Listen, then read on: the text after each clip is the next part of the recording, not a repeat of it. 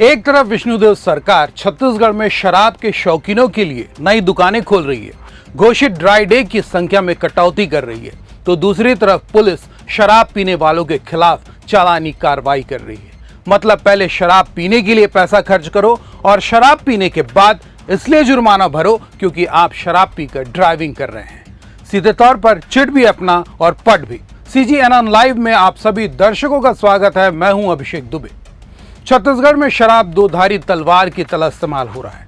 कैसे, इसकी पूरी व्याख्या आगे करेंगे, लेकिन राज्य में शराबियों के लिए इस वक्त बुरी खबर है, खासतौर पर उनके लिए जो रात में दोस्तों के साथ जाम छलकाते हैं और जब अचानक उन्हें ख्याल आता है कि रात ज्यादा हो गई है, घर पर माता पिता पत्नी और बच्चे इंतजार कर रहे हैं।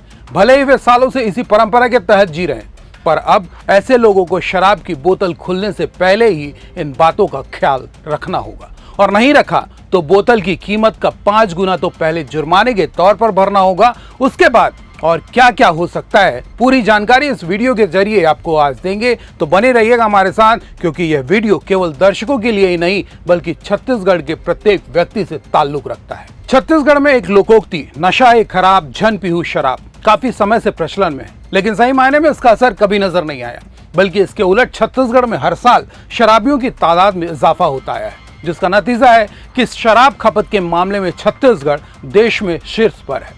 मीडिया रिपोर्ट्स के आधार पर सबसे ज्यादा शराब की खपत वाले राज्यों में टॉप पर नाम आता है छत्तीसगढ़ का। करीब 3 करोड़ जनसंख्या वाले प्रदेश छत्तीसगढ़ में लगभग 35.6% लोग शराब का सेवन करते हैं। त्रिपुरा इस लिस्ट में दूसरे स्थान पर है। तीसरे नंबर पर आंध्र प्रदेश और लिस्ट में चौथा नंबर पंजाब का है, जहां करीब 3 करोड़ की आबादी वाले 28.5% लोग शराब का सेवन करते हैं। 5वें नंबर पर अरुणाचल प्रदेश, 6ठे नंबर पर गोवा, 7वें नंबर पर आता है केरल का नंबर, 8वां नंबर है पश्चिम बंगाल का। करीब 10 करोड़ की जनसंख्या वाले इस प्रदेश में 14% यानी करीब 1.4 करोड़ लोग शराब का सेवन करते हैं। वहीं 9वें पायदान पर 7.3 करोड़ की आबादी वाले तमिलनाडु में करीब 15% लोग शराब का सेवन करते हैं, और 10वें नंबर पर आता है कर्नाटक, जहां 11% लोग शराब का सेवन करते हैं। छत्तीसगढ़ में शराब की खपत बढ़ने के साथ ही शराबियों की संख्या में लगातार इजाफा हो रहा है, तो अपराध का ग्राफ भी उतनी ही तेजी से बढ़ा है। वहीं सड़क हादसों ने सबसे ज्यादा सोचने पर मजबूर कर दिया है। राजधानी रायपुर से लेकर बिलासपुर, दुर्ग, भिलाई, रायगढ़, कोरबा, अंबिकापुर, राजनांदगांव सहित तमाम जिलों में आए दिन सड़क हादसे हो रहे हैं, जिसके पीछे वजह शराब के नशे में वाहन चलाना पाया गया है।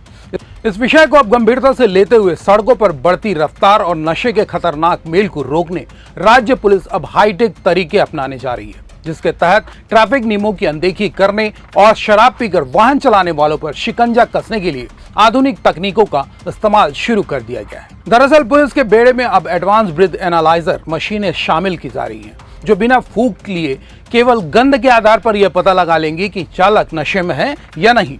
इन नए उपकरणों को रायपुर, बिलासपुर और भिलाई समेत कई शहरों में उपलब्ध कराया जा रहा है।